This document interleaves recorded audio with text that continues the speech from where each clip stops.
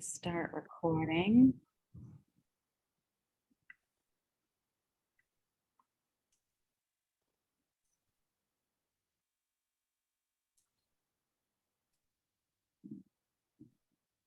All right, we're going to start in just about 30 seconds here. Welcome, everyone.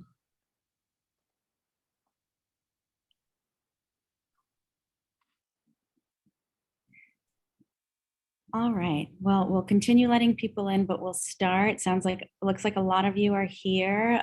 This was a really, really popular webinar, and I'm really excited to start this conversation. I'm sure we'll have many like it in the future because the college admissions landscape, the process, COVID times and everything else that's going on, there's just a lot of change all the time. And I think it's important to talk about the change. It's important to talk about how you can, as families, as educators, can navigate all that change. So I'm really lucky to have Michelle and Kevin with me. I will just quickly do an intro about me and Ivy Tutors, and then let them introduce themselves. So, my picture's not on here, but hi, I'm Lisa. I'm the founder of Ivy Tutors Network. We have been around, it's hard to believe, but it's our 19th school year, and we do a lot of things. We work with students all the way from K through 12. We try to do things a little bit differently.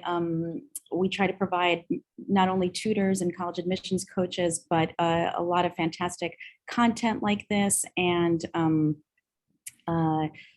mentors for our students. So mentorship is a really important part of what we do. And we do a lot of work with growth mindset. But in general, we are a tutoring and college admissions company. And we're in our 19th school year. So Michelle. Thanks, Lisa. So this is, gosh, I think my 21st school year of being in this business. I started doing test prep. I got my undergraduate degree at Colgate University and went to work in New York City in financial services. And one of my managers just identified me as someone who worked well with the younger kids, with our interns.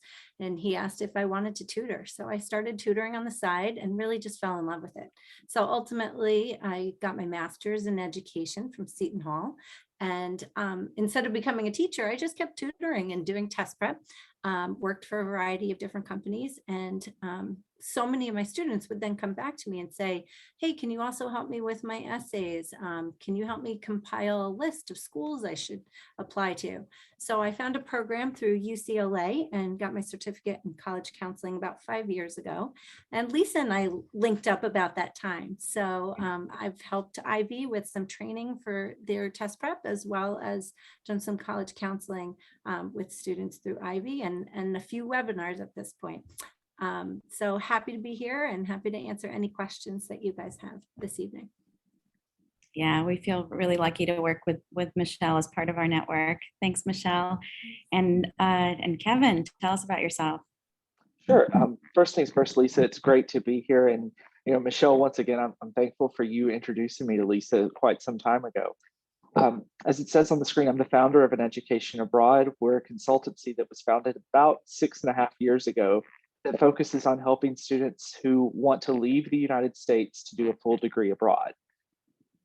What got me into it was I did it myself. I went to William and Mary for my undergrad and had an amazing experience. So I have nothing against the American college experience. But then I went overseas, and for reasons we can get into shortly, it was different and amazing, and in a lot of ways a better fit for me.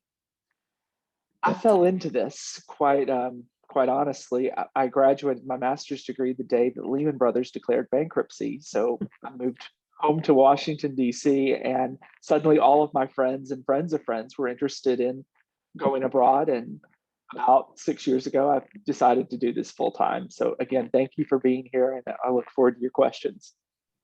Love that story. And I love that you've already mentioned that one path is not for everyone. And I think that's going to be a theme of this webinar and a theme of others that we've done, that, the most important thing is finding your own path, right? Absolutely. Definitely. Oops. All right, so I'll take you quickly through the agenda, but I'm sure if you signed up for this webinar, you know what you're in for here. Basically, we're going to zoom out a little bit with Michelle and talk about what to consider when making the perfect college list for you, right? Not for somebody else, but for you, or if you're here on behalf of a child, for your child, understanding what that means. How do you make a college list? We'll talk a little bit about acceptance rates. Michelle and Kevin are definitely the experts in this, and they can talk about how that's changing and what's happening in the landscape. Good to know, even if you're a 9th grader, a 10th grader, or a family with 9th graders, 10th graders, 11th graders, and that may change, but this is where we are now. Then we'll really get deep into applying abroad and in the US, but abroad, what are the pros and cons? What countries accept American applicants? How do you apply to college abroad? I think these are questions that a lot of people have throughout high school, if they've thought about it, or even if they've thought about, oh, I'm really excited about doing study abroad, and then saw this webinar and thought, wait, maybe I can study abroad the entire 4 years. But we'll definitely start by looking at what you can do in the US to make a great college list first. So let's not spend too much time on this agenda and go right there. So,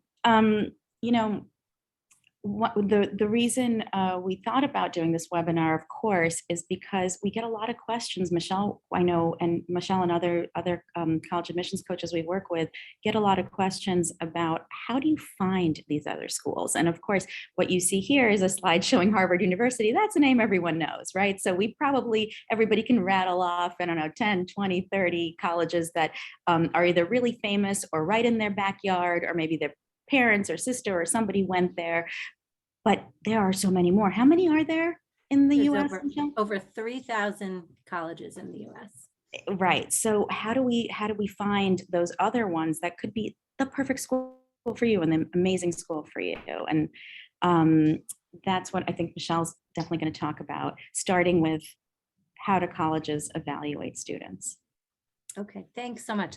And this is really a comparison to what Kevin will touch upon later, how international schools might evaluate. But really, I thought it was great to start with what US colleges are looking at, and then knowing that, how to go on and build your list. So believe it or not, more than 70% of the weight colleges put is on the transcript. So the high school transcript is extremely important.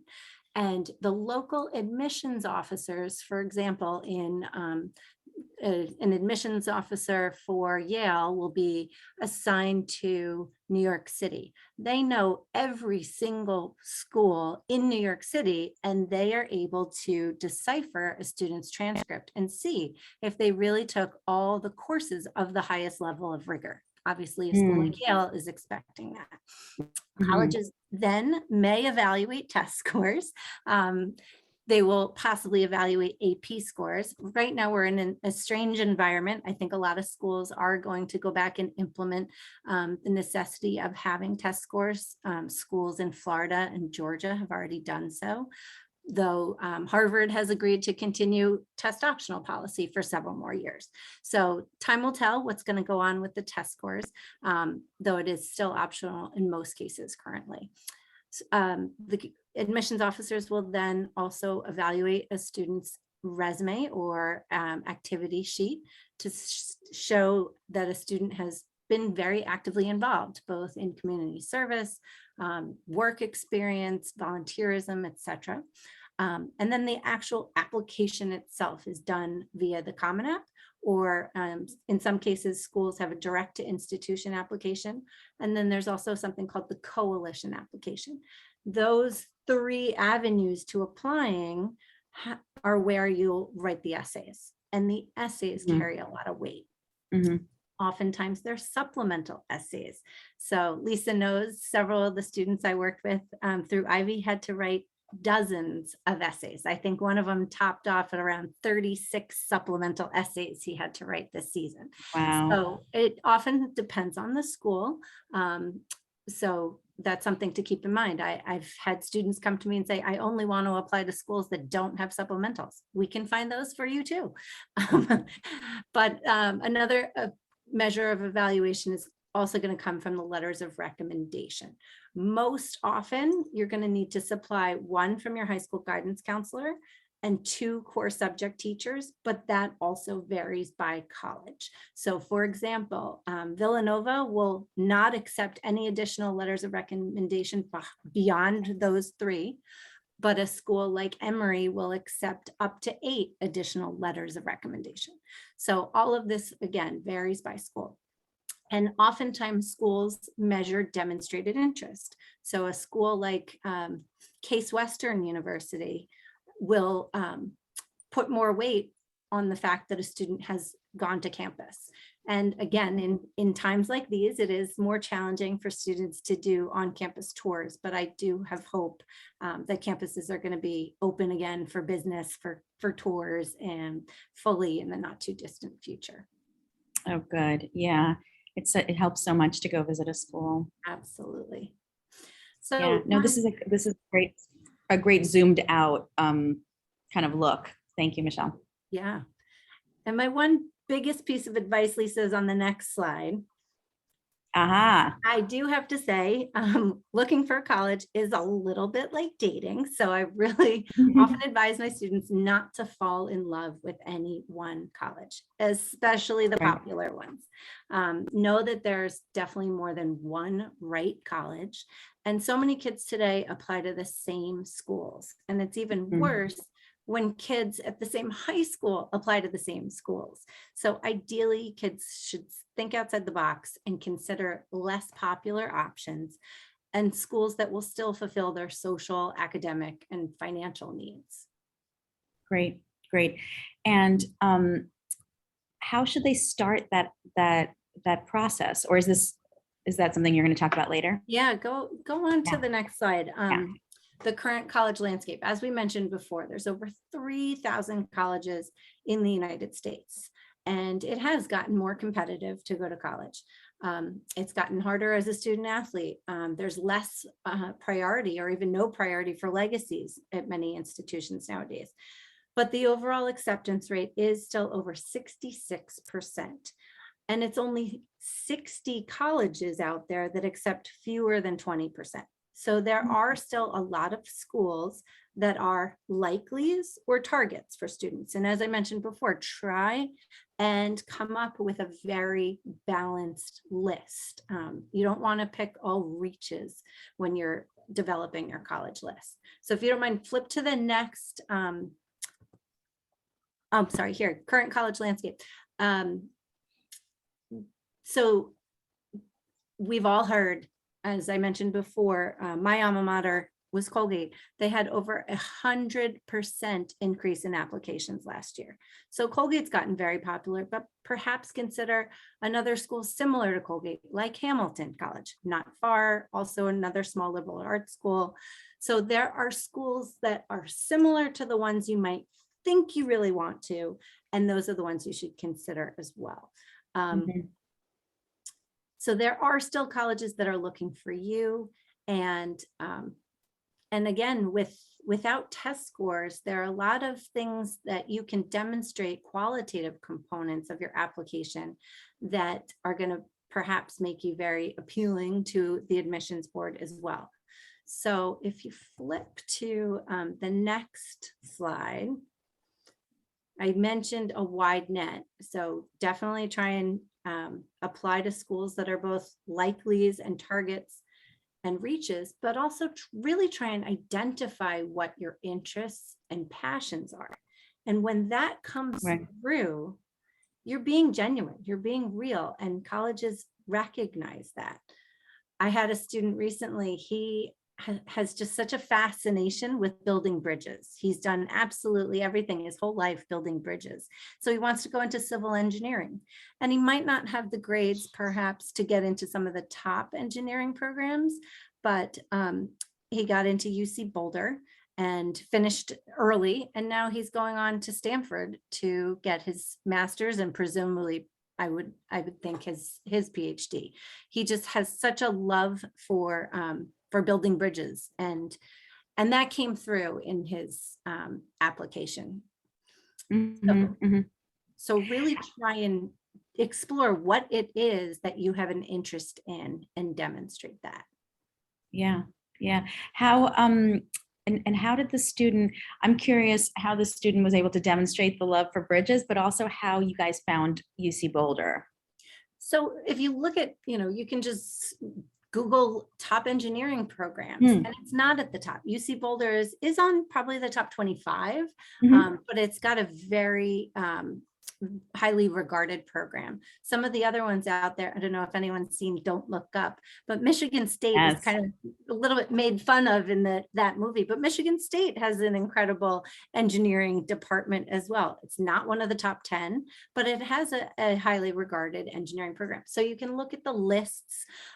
You can also, as I said before, we have access to College Planner Pro and look by program of study. So when a school has just a bachelor's program, they don't go as deep as when a school has a bachelor's and a master's and a doctoral program. So if a school offers all 3 levels, that presumably they have a lot more resources than a school that only has a bachelor's program in that field of study. So that's one way. That's a great tip. Yeah, if they have a graduate program and you're in something that the student has identified as an interest or a passion. I love that. And just to talk really quickly about College Planner Pro, it's a program that we use at Ivy Tutors Network and that Michelle uses with all her clients. Some schools use it as well. We also see some schools using Naviance. That's kind of a competitor. But basically, these are fantastic online platforms that allow you to search for colleges. They also allow you to create your schedule, create your college list. So it's a platform where you do all of this organizing for the college admissions process. But this first step that Michelle's talking about, where it allows you to search for colleges with all kinds of different parameters, is a really important one. And it allows you to make that really big list, right? That you then narrow down by visiting, by looking at these other components on this list, location, cost, deadlines, but through visiting and through understanding what you like and don't like about a school, but to make that really big list, you can search by all kinds of criteria. Is that right? Yep, absolutely. Okay, great. So as you mentioned, location often is a big question for me to students. Where do you want to go to school? Because that can help us eliminate a lot of areas, a lot of schools. And then we talk about costs. Have those conversations at home and know how much you want to spend, how much what your cap is, perhaps. And Lisa, I think I told you the other day about SCAD. Deadlines do matter. SCAD is Savannah College of Art and Design. This was really interesting this year. SCAD is very generous with merit aid. We had 2 students. One is really interested in art preservation, art history, and another one is interested in architecture. So they both applied to Savannah College of Art and Design. They both applied early. However, in my tour, I went to Savannah a year and a half ago, and in my conversations with the admissions team there, they said, apply early, you'll get more aid. So I kept trying to stress that to these 2 applicants. The one who applied 3 weeks earlier than the other got an additional $8,000 in merit aid. Wow. So timing matters as well. So that's what, we as college counselors try and help students lay out a timeline for when they're submitting their applications. Okay. Yeah. So apply early to the schools that you're really interested in. Absolutely. Great. Okay. And then how do you widen your net? As I mentioned, perhaps it is engineering, and you think of the schools everybody knows of, MIT, Georgia Tech, Purdue, Carnegie Mellon, and Michigan. But you're not quite that, to get into those 5 schools I just mentioned, you need to have straight A's, top scores, top of your class. But then there's kind of the next tier, as I mentioned before, the UC Boulder, Michigan State, NC State, Texas A&M, Rose-Hulman, Embry-Riddle. And some of those schools are definitely less popular, but oftentimes much more generous with merit aid because they're trying to grow their base and attract more students. Oftentimes not as popular with a geographic region. For example, everyone in my area where I'm located in New Jersey who has applied to Texas A&M has gotten in because they just are trying to broaden their reach with New Jersey students. So it's kind of interesting, but we track these trends and these patterns and can help students identify opportunities. That's great. That's great. And I know we have a lot to get through. So I started the webinar without saying that we absolutely will have time for questions at the end. So I know Michelle just rattled off a bunch of colleges that, that are great for engineering. If you guys have specific questions, like my child is interested in this, what are some schools that I do hope that we'll have some time for that later. So hold those questions for sure. Definitely. Okay. Okay, so developing passions, as I've mentioned this engineering student, but what about if you have a student who might want to, it might be interested in becoming a physician's assistant. I think being a PA, one of the more popular potential career paths I've been hearing about from students lately. And I think it's a phenomenal area. Obviously, tons and tons of people are going to the doctor's offices these days. So having a PA on staff takes the burden off a lot of the primary doctors. Becoming a PA, you don't have to go to school as many years. So it's not as expensive to take on the education of a physician's assistant. And what you can do to develop those passions, you can perhaps in high school shadow a physician's assistant. You can obviously take as many science classes as you possibly can that perhaps will help you in your coursework in college. You can do some summer programs. We have lists of tons of summer programs that are offered in a variety of different concentrations. We've got several mini med school program recommendations for students. So really try and follow up with your interests and passions in the summer, in your coursework, and perhaps with work opportunities as well. Yeah, absolutely. And I think this is a trend, Michelle, right, that we've been seeing for a couple of years, and it's becoming more and more prevalent that, I mean, I can say when I was applying to college, the kind of word on the street was that you want to be well-rounded and that you want to show that you're good at everything. And actually now what US universities are doing is a little bit more even what I would consider like a European approach, which is show your passion and show that you did a deep dive into something. Now, it doesn't mean that you're definitely going to become a physician's assistant, right? We're talking about teenagers who change their mind, and that's absolutely fine. But just the fact that you're exploring a passion, the fact that you're showing intellectual curiosity and that you're taking on challenges and kind of trying to go deeper than just like, oh, I took biology and I liked it, and that's why I want to be a physician's assistant, right? Absolutely. Yep. Yeah. And cost. I think I have 3 children. I have 3 daughters. We're going to have 1 year that 2 are in college at the same time. So cost is always a consideration for me in working with students. I think cost is a consideration if you're considering going abroad, because as Kevin will get into, there's definitely some benefits, the cost outside of the US. But I mentioned before with the example of SCAD, they gave one student $12,000 a year in merit aid. Another one only got $4,000 a year. Michigan State recently offered a student of mine $7,000 a year, and he's comparing that with another offer from Indiana University, only offered $2,000 a year. But a couple of the schools that I've been most impressed with, I mentioned before, Rose-Hulman is a small, primarily engineering school, offers 98% of non-need based applicants. So those who don't even qualify for financial aid 98% of students get an average of $14,000 a year when they're accepted, brings the cost down to $56,000 a year.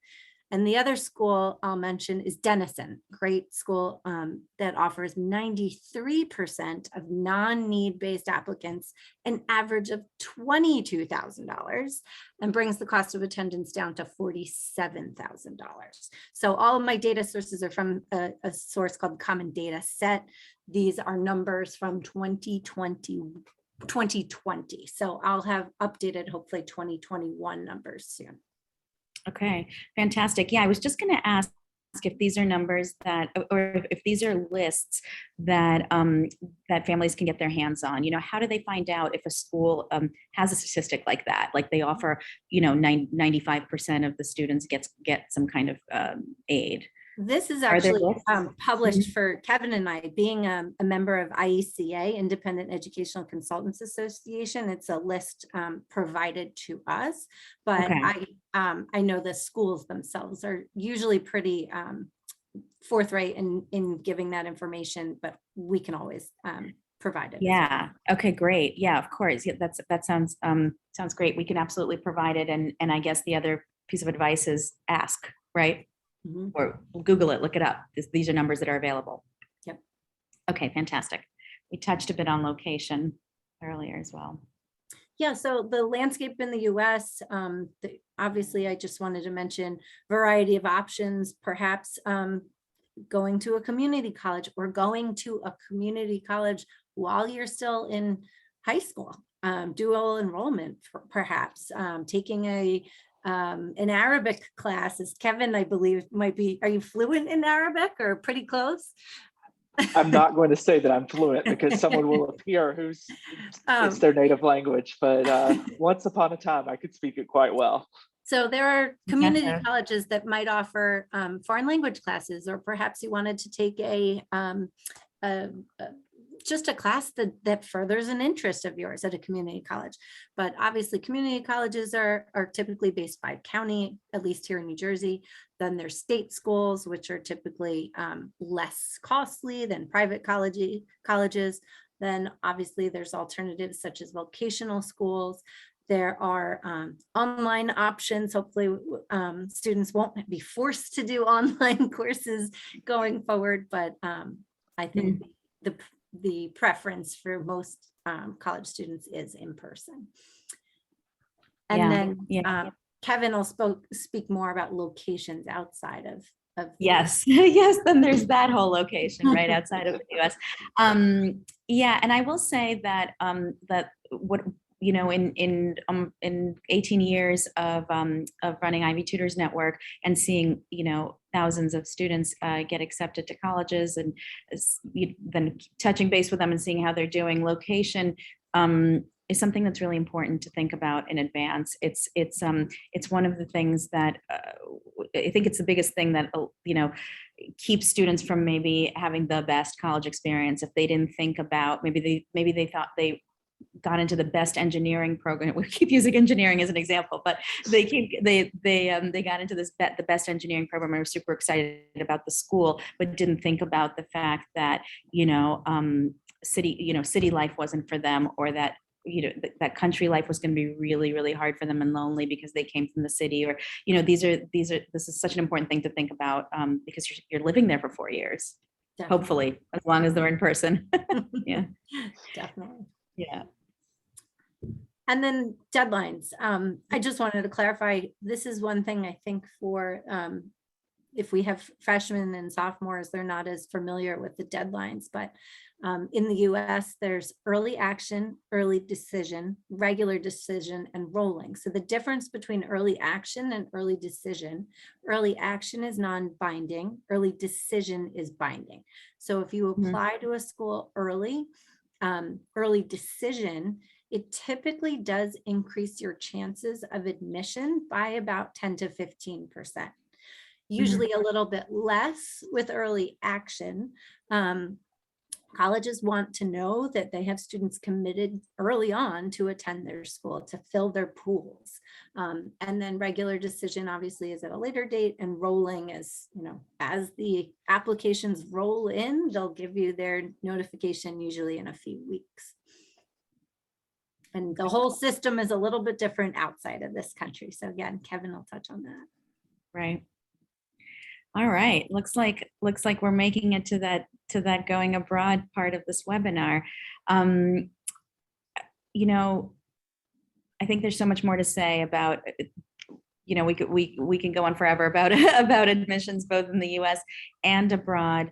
The guidelines that Michelle went through are kind of general guidelines, and in terms of starting a college list, those are the things to keep in mind, right? So we want you to keep to make sure your net is really, really wide. And how are we doing that? We're going, of course, you can use a college admissions coach, but you can check out a program like College Planner Pro or Naviance. You want to be discovering your interests and passions. And sorry, I wanted to say also about casting a wide net. The other thing that I thought was really great was looking whether the school has the graduate program, right, or a PhD program in your passions and interests. So how do you cast this net?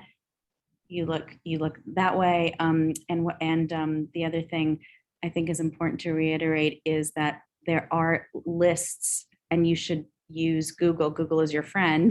You can Google, top pre-med programs, top, what do we say? Physician's assistant, top engineering, top math, and don't just look at the top 5, right? Look at look at 10 through 20, 15 through 30, look at those, and then dig deeper using these other criteria that Michelle talked about.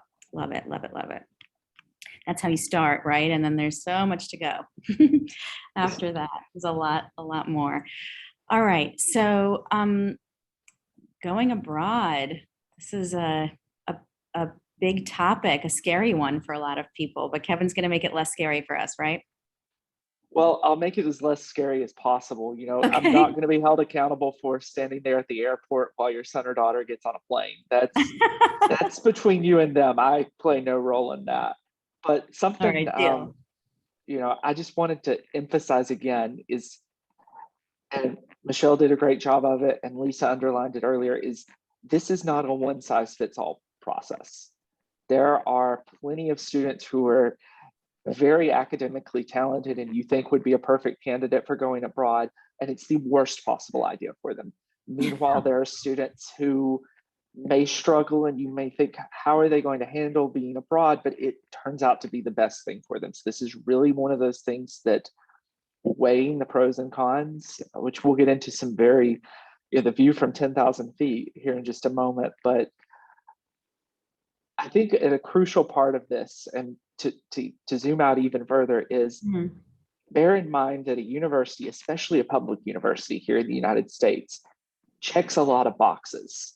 I'm a big college football fan, so one of those ended last night. We're not going to talk about my feelings on the game.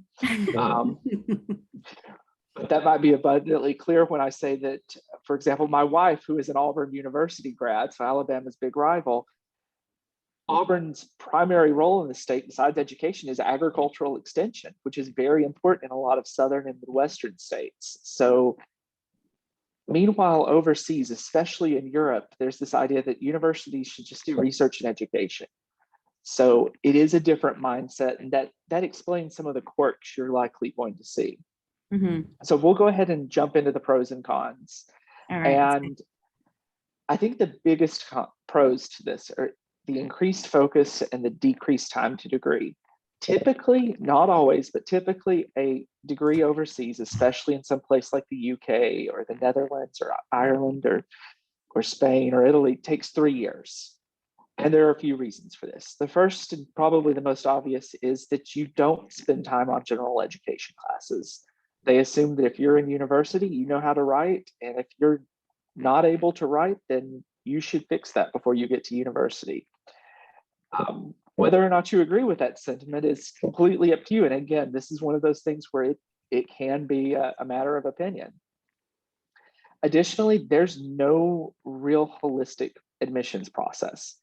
It's going to be judged on your academic talent or your child's academic talent, as well as their desire to do whatever it is they're wanting to study.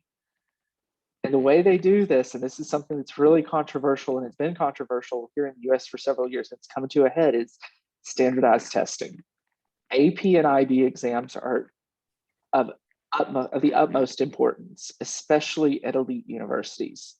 That's not saying that you have to take them. There are plenty of ways to get into great universities without it. But if you're considering Oxford or Cambridge or LSE or someplace like that, AP or IB exams are very likely going to be part of your strategy.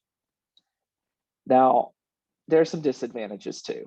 And frankly, you could probably flip some of those advantages just depending on your perspective and call them disadvantages. There's very little in the way of electives. There's little support for undecided students.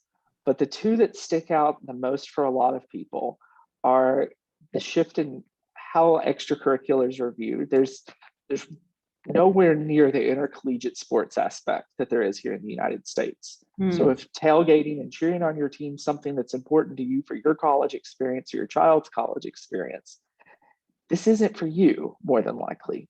Additionally, and I say this as a former fraternity social chair, Greek life just doesn't exist overseas. So if pledging a fraternity or a sorority is something your child's really looking forward to, that's something worth bearing in mind, is that it's really not a factor overseas. Now, we'll talk more about this in a few minutes, but there is the issue of cost, and cost varies considerably. Now, you've probably heard rumors that Germany or Norway or whatever country of the week it is has free college or free university tuition.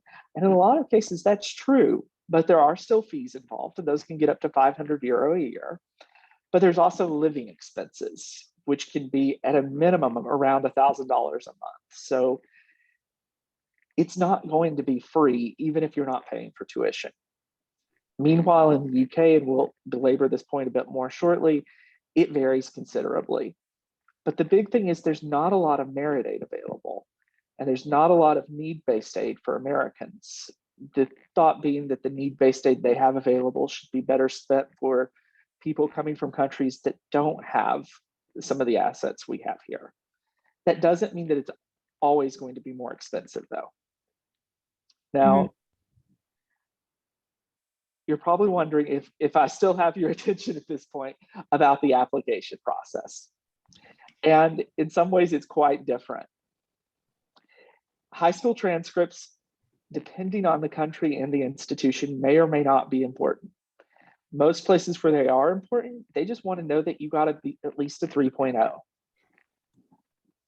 In places where they're not important, which includes the UK for most universities, it's because, as Michelle said, that places like Yale or Harvard or NYU or Columbia have the ability to have files on high schools all throughout the United States. They know what the rigor is at each high school. Even Oxford and Cambridge can't do that here in the US. The only university that really comes close to having that honed in knowledge on the US is St. Andrews. And that's because they've really dialed in wanting to attract as many American students as possible. And they've done quite a good job of it. Instead, they're going to care about test scores, and very specifically, subject-specific test scores. This means they publish minimums. For example, the ACT required to meet the minimum for Oxford or Cambridge for a non-STEM subject is 32. For STEM subjects is 33. Instead, you need to have AP scores or IB scores, and those need to be really good. For Oxford, they want 3 scores of 5 in relevant subjects. So if you want to study perhaps PPE, philosophy, politics, and economics, one of the most popular degrees at Oxford, it's educated prime ministers and royalty and movie stars. You would need to have 5s in, say, a US or European history class, a calculus class, and a literature class, or really just about anything because it is such a varied course. If you wanted to study something like chemistry, or dare I say engineering, or even medicine, which you can do as an undergrad, they would need to be in the sciences. Now, extracurriculars, this is a sticky subject. Community service doesn't matter. It's nice. It's the kind of thing that if you're going to apply to a place that has an interview, you may be asked about during the small talk phase, but it's not something that's really going to stick out. Instead, what you're looking for is something that shows that you're passionate about what it is you want to study. So if you're wanting to apply for political science and you've worked on a campaign, that's very interesting to a lot of universities abroad. Meanwhile, if you were in student government and organized a canned food drive, it's interesting, but it's not the kind of thing that shows that you have an academic passion for that field. Two other things make up the typical application abroad, and that's a letter of recommendation, which in most cases you just need one, and it comes from a teacher, and your personal statement. This is one of those places where there's a lot of contrast between going abroad and staying in the United States. Definitely For seems you- like it. It's Oh, just, this it's is- shocking that, you know, that the grades matter so little. Really, just the opposite of what Michelle said, in that the transcript in the U.S. is, you know, maybe 70% of the application, and here you're really you can be somebody who maybe didn't do as well in your classes and really ace those standardized tests, the APs, the SAT or the ACT, get a great recommendation and a great reference letter, show passion in the topic you're applying for, and you're good. right. Easier And- said than done, I gotta say. That's a lot. Well, It's here's a lot to here's do. the big easier said than done, Yeah. is that you get one letter, or you get one personal statement in most Mm. cases. Now, that's in the UK. Again, most students who I work with are more interested in the UK because it's the most familiar. And you can only apply to 5 programs in the UK, simply because that's one of the reasons that when we look at application rates, or excuse me, acceptance rates, they're going to look quite high compared to what you're used to in the US. Now, as you get closer to the United States, some of those things do matter a little bit more. I just saw a question pop up and I wanted to address it really quickly. Yeah, of course. Do Canadian universities look at your transcripts and your grades? And the answer is in most cases, yes, because they're more familiar with them. They use a system of grading that may not always match up on the provincial level, but they're more familiar with it. Whereas the concept of freshman, sophomore, junior, senior, that's something that most British people learn about through movies, or through pop culture. So it's not something they've got as much native exposure to. So as a general but really faulty rule, the further away from the United States, especially in the English speaking world you get, the less your actual grades matter. So if you're interested in applying to someplace like the University of Toronto or UBC, unfortunately your grades still matter. Oh, that's an important distinction. Yeah. How about language, Kevin? You mentioned like schools in Germany being almost free. You know, even paying $1,000 a month for living expenses. You know, times what is it? You know, 9 months of the year, you're talking about $9,000 a year plus a $500 application fee. Let's say, I mean, I know I'm talking the low end, but that is much, much less than, you know, the huge majority, the vast majority of US and Canadian universities. But do you have to speak German? That's the thing. In a number of cases, especially in Germany and in France, you do. Now, Yeah. some places where we're starting to see a lot of change on that is in the Netherlands. There's a drive to definitely start charging what by EU standards are high prices, but by English speaking, whether it's the United States or the UK, are quite affordable prices, and Right. offering programs in English. And we're seeing this really start to happen in the Netherlands and Sweden. Additionally, Exciting. a couple of places that really stand out for having shockingly good business programs are a few universities in Spain and Italy. And just as a matter of course, because they are teaching international business, everything's taught in English. And for example, one of them is Bocconi University in Milan, which anyone who's watching who reads The Economist will no doubt see that it's advertised in the back of The Economist. So, that's a pretty good indicator in my book. But they are much more affordable than a comparable business degree here in the US. Yeah, that's pretty exciting. And you can actually get a master's there in 5 years. Is that right? Right. You can, in a number of cases, you can complete your master's degree in your 4th year. And in some places, this is especially in the sciences. And again, I didn't know that we were going to be giving so much love to the idea of engineering, but apparently that's our theme for the night. Yeah. I'm okay with it. You can complete a master's degree as a part of the 4th year, especially in the UK. So I briefly touched on extracurriculars, and ultimately what you want to do is stand out within what you want to do. So again, I use the example, if you work on a political campaign, then naturally you're going to be someone who may want to consider applying for political science or even history or something like that. But it doesn't have to be anything flashy. If anyone ever spends any time on any of the student-focused forums on college admissions, they all seem to think that you have to cure a disease to get into college, and that's certainly not the case in the US or abroad. One of the most interesting things, and this What are shocks a some of lot the of people. forums? I'm sure people are going to ask us, what are some of these forums that you guys can the two that immediately jump to mind, Yeah. take what you read with a grain of salt, even though Well, as a always. lot of Yeah.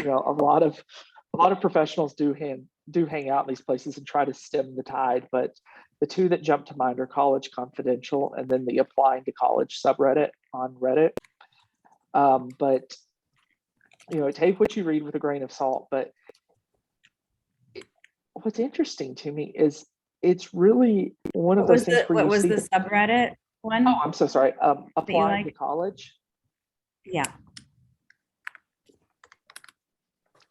Sorry to interrupt. I just want to You're type fine. this out. No, you're absolutely fine. But it's not about necessarily being flashy. They just want to see that you're really serious about it. So certainly if you're a medalist in a physics Olympiad, that matters. But especially in a time like this where traditional extracurriculars are a bit more challenging and you can't do the kind of things where you would go out and get out of the house as much as you would like, Right. simply being able to read a corpus of literature in the field that you're interested in and being able to carry on a conversation beyond your textbooks. I've got a student who I don't want to jinx him because he finds out in the next 2 weeks if he got in at his college of choice at either Oxford or Cambridge, read a quantum physics textbook and really, only got a couple of chapters in, but his interview was about that and showed how here he is 17 years old grappling with some very difficult concepts. And that's the kind of thing that they really like to see. So again, passion, passion, passion. Intellectual curiosity. Yeah, we mentioned that earlier. And I think that's so important in both application processes. I'm hurrying you along a little bit here. Oh, so we have time for questions. Where can I go? As to where you can go, just about anywhere. I recommend that people don't apply to North Korea or someplace like that, but typically Western Europe tends to be quite friendly and accepting Americans. Also, something we're starting to see a lot are Chinese schools are offering a lot of merit-based aid just to try to draw Western people in to add to diversity. And that's something we're overwhelmingly seeing, is that wherever they go, Americans are treated as a source of diversity. So just to go on to the next slide. I know. Yeah. Because it gets into the acceptance rates on the next slide. And because you're evaluated by the by program as opposed to by college in a lot of cases, it can vary immensely. So you take someplace like Cambridge Computer Science, hangs out at around 6 or 8%. But if you're interested in, say, early medieval history at Cambridge, you've got a 6 out of 10 shot of getting in, which is phenomenal. And I'll leave that there for anyone who wants to kind of decipher it. But the point is that because these programs are 3 years instead of 4, the total cost can be quite a bit lower. But, I guess just to, again, try to speed through, because I kind of got started running my mouth there and I apologize. The biggest mistake I see people make, and this directly impacts those acceptance rates, are you can't treat a overseas personal statement like the Common App. Right. You need to treat it, what I tell people I work with is think of it more as a cover letter that you're giving in the tone of a TED Talk. It's almost formulaic, which means it can be quite a bit easier to write, but you've got to break out of that shell. And on the next slide there, I just have a very brief overview of what the deadlines are. If you're looking at Oxford, Cambridge, or medicine, you need to get started early because those deadlines are in October of your senior year. Wow. Everyone else has until early spring or till January, really, unless you're looking at some places will accept applications well into the summer. So again, I'm sorry, you got me on one of my favorite topics and I just would not stop talking.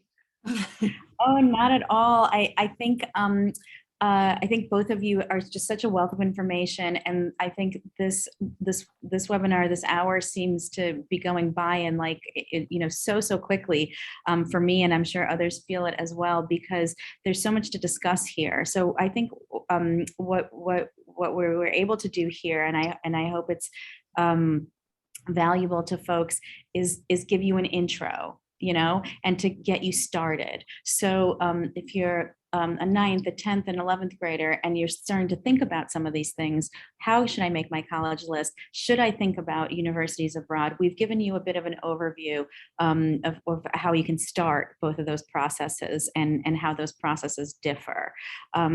Let's see, it's 7:25, so I definitely want to give a little time for questions.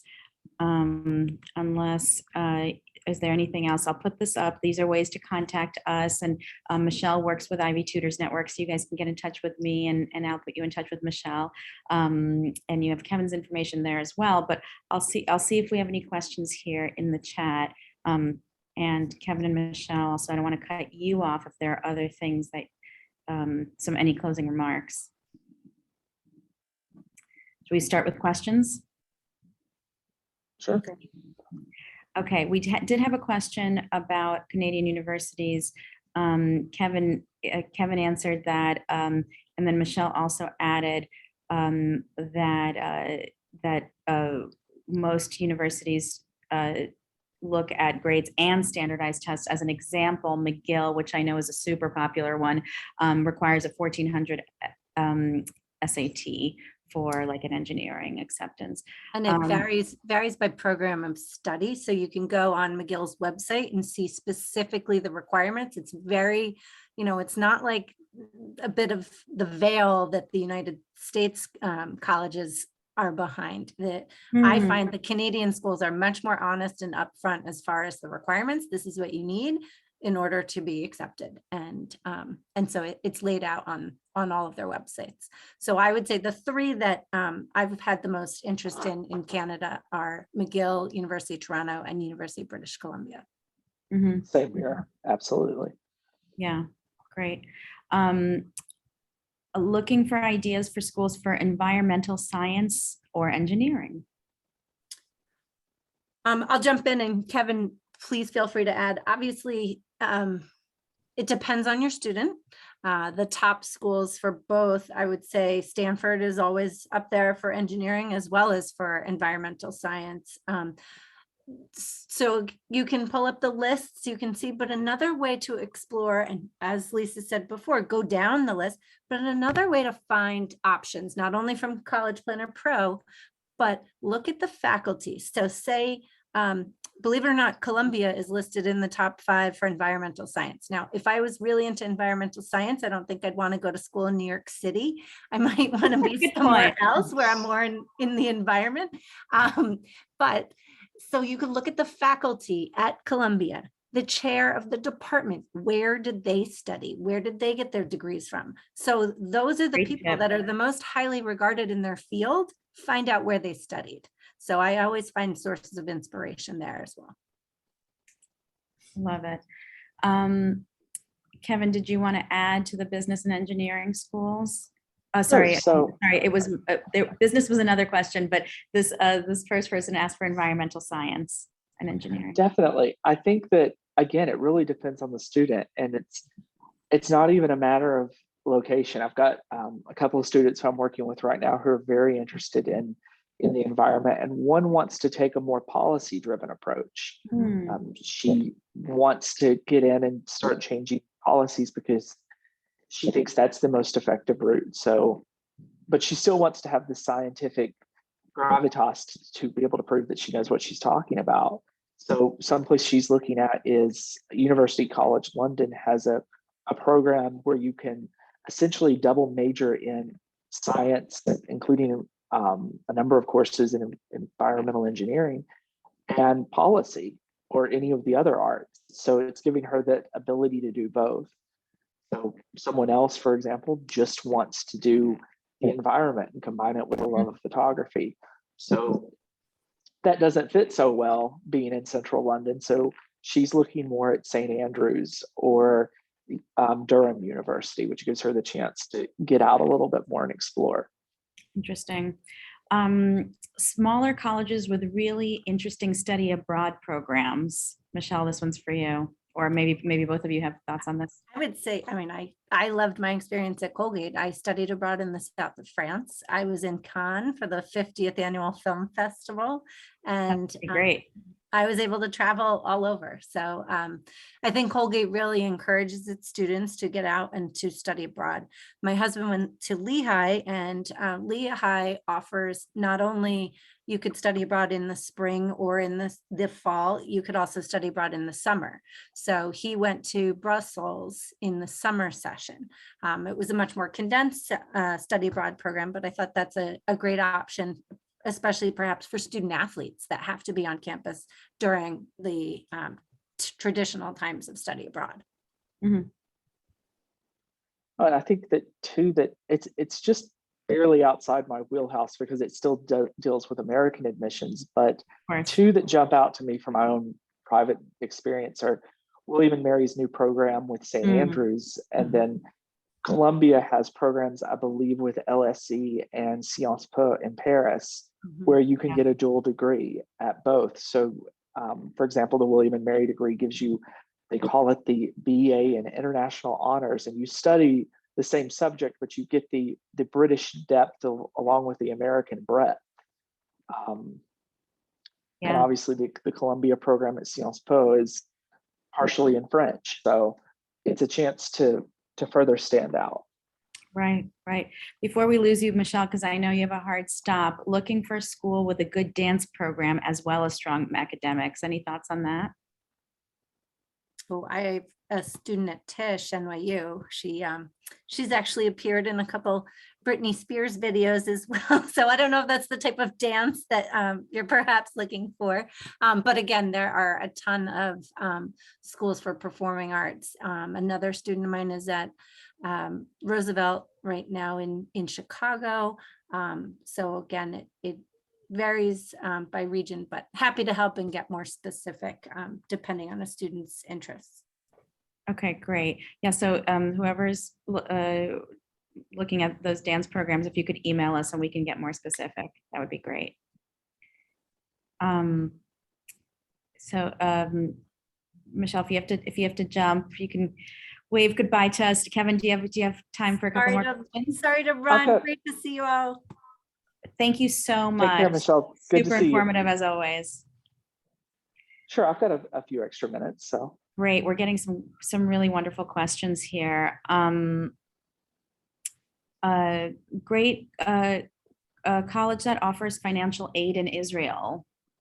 I know some of these things get so specific that you might have to do a little research, but maybe you know. that's what I would have to look into. Yeah. Just because, especially with with Israel, you start to get into the fact that there may be different just because of the way they approach citizenship and all of that, that, there may be some funds available for people who are Jewish that, may not be available for everyone else. It's the sort of thing I've not had a question from, but Yeah, that's definitely worth looking into. no, I think that it's definitely the sort of thing that Yeah. I don't know off the top of my head, but Israel has some remarkable universities that are definitely worth looking into. Yeah, and it's possible to study in English there as well, right? At a number of them, yes. And as a general rule, the closer you get to STEM subjects, the more opportunities you get to study in English. Right. You're not going to be able to do literature that often in English, but Makes sense. That makes sense. Let's see. How do APs and IB diploma compare with regard to international admissions? that's a great question. So it's not always the IB diploma that ultimately carries the weight, but the scores. So especially in the UK, for example, and simply because the UK in a lot of times is the most strenuous application. To provide some comparison, the Netherlands, if you have a US high school diploma and you have 3 AP scores of 3, 4, or 5, they regard that as equivalent. Belgium tends to regard just a US high school diploma with a GPA of 3 or 3.0 or above as equivalent. There are different programs that do it differently, but just as a general rule, if you have an IB diploma, and there's typically on the website of each program, it will say exactly what score you should have to meet the minimum requirements. And it's the same with the APs, except the APs will tend to be a little bit more hidden because frankly, it's the international baccalaureate. It's something that they've tried to make a commitment to processing a bit more transparently. But at the same time, APs and a lot of times are the closest thing most American students are going to offer. Exactly. So if you happen to attend a school that doesn't do an IB diploma and you do your 3 APs and get the 5s, you're not going to be penalized, right? Right. Yeah. I would say that, it matters what subjects they're in. Of course. And, there is this kind of hierarchy that shouldn't exist anymore, but it still does, that some AP classes are more challenging than others. And AP statistics does not carry the same weight as AP calculus BC. Sure. But the gold standard kind of AP classes tend to be, if you're applying to anything in the sciences, Calc BC and chemistry are really well respected. And if you're applying to anything here in the humanities or social sciences, any AP language class or even English language and literature, or one of the 3 core AP history classes tend to be well respected. So European, world, and US. Okay. We're getting a couple of questions about does applying abroad change if you have dual citizenship? Absolutely. And then also a different person's asking if there are discounts for EU citizens. I think that'll probably be a quick answer, right? I'll let you Actually, answer. Or no. It differs by country. So Yeah. Unfortunately, Ireland does it based off of residency. So unless you've lived in Ireland or in the EU for 3 of the past 5 years, you'll pay non-EU rates.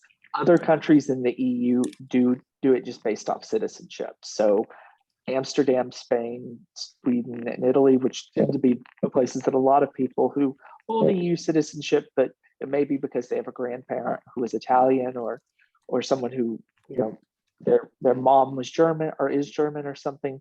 Those tend to be the places that are most friendly to them. But unfortunately, Ireland does it based off of residency. Once upon a time, the UK obviously gave EU citizenship discounts, but since Brexit, that's not happening anymore. Right. But in general, the costs are lower. Absolutely. Yeah, if if you're an EU citizen. Do colleges abroad have any legacy preferences? I'm not going to sit here and say that Oxford and Cambridge wouldn't Right, because of the collegiate system, right, but it's nothing like what the situation once was here in the United States. It's very much driven, rightly or wrongly, almost exclusively on academics. Now, again, when you get into a place like Oxford or Cambridge, there's a little less transparency simply because these are very ancient institutions and are very stuck in their ways sometimes. Mhm, And that's about as harsh as I can be about it. But because there are a right, few extra hoops to jump through, you have to apply to a college as opposed to just the program in question. And a lot of that tends to turn off people who maybe aren't familiar with it due to a parent or a grandparent or a relative. So mhm, it can be intimidating, but as a general rule, legacy admissions are not really a thing over there. right. We've answered a lot of these. Doo-doo-doo.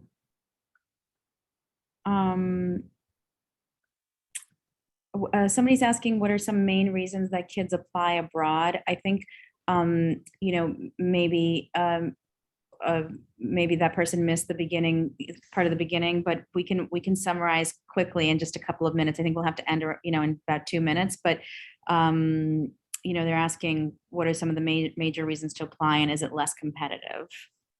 And we will send out a recording of the webinar, so you can rewatch, and I know Kevin talks a lot about that in the webinar.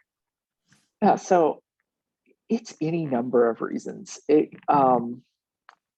got students who are working with me right now because whatever approach they're taking, both from the left and from the right, they don't like the way the US is going and they want to Yeah. leave. So it's not just people from one particular political belief who think that way. It's a desire to have a foreign citizenship because a foreign degree is a great way to get fast tracked for residency and citizenship. Oh, It's okay. a lot of times it is to save money, or it's because it is less competitive.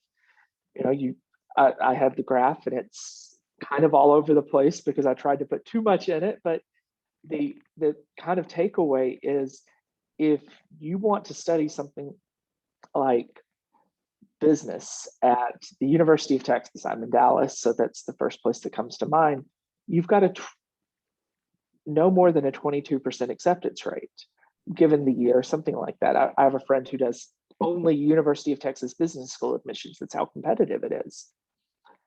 A 22% acceptance rate is about what you face at Cambridge typically.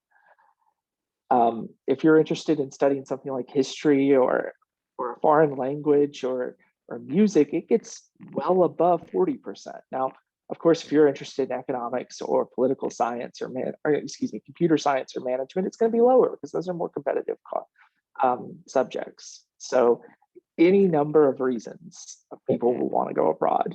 And as a general rule, yeah, it is less competitive, but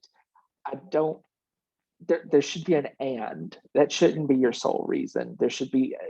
It shouldn't just be based off of a pragmatic or a mercenary, probably a better word, looking at it thinking, well, I've got a 20% chance of getting into Oxford. I've got a 4% chance of getting into Harvard. And I think that there should be more to that put into the college application process. Absolutely.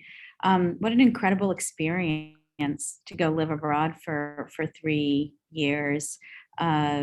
Since, you know, but I do want to reiterate this for everybody who's still on. It is a shorter degree. It's you know, the undergrad portion is about 3 years, and you can do an undergrad and grad in 4 or 5 in most cases, right? Right. If we have time for one more question, it's about what is the experience of Americans who go to France to study? If you have any thoughts on that. I think that it varies so much by student, right? It varies considerably by student, but also the French approach to higher education is quite different than ours, and even more different than Lisa. I'm sorry you keep wanting to ask these short questions, and I keep going Oh, on and on. no. Um, No, I'm so glad. I'm always so happy when people participate and ask questions. This is really I'm loving this part of the webinar. but it's a matter of where you're looking at. So up until the last 10 years or so, the French universities, the places you tend to think of as the University of Le Havre, or the Sorbonne or someplace like that, they didn't Sorbonne, always have yeah. Mhm. they didn't always have the best reputations. They were famous, but they didn't Right. always have the best reputations. The Grand Écoles were the places to go. There's the École Nationale d'Administration, which educates so many French presidents and prime ministers and business leaders, but these tend to be more closed to the French, or people who fluently speak French and are very obsessed with the French way of doing things. And it's Right. only been in the last 10 years that this has started to change. So recently, the University of Paris Saclay, I believe I'm saying that correctly, opened it to try to be a competitor to MIT and Caltech and Imperial College London, and be focused on science. And recently they took over the #1 spot in mathematics. So if you've got someone who's, say, in middle school, definitely keep watching what the French universities are doing, because it's interesting, but I don't know if it's necessarily my first recommendation for an undergraduate degree. For a grad degree, absolutely. But Yeah, I think I agree with you there. What about the like the American University in Paris? And I know there are American universities all over abroad.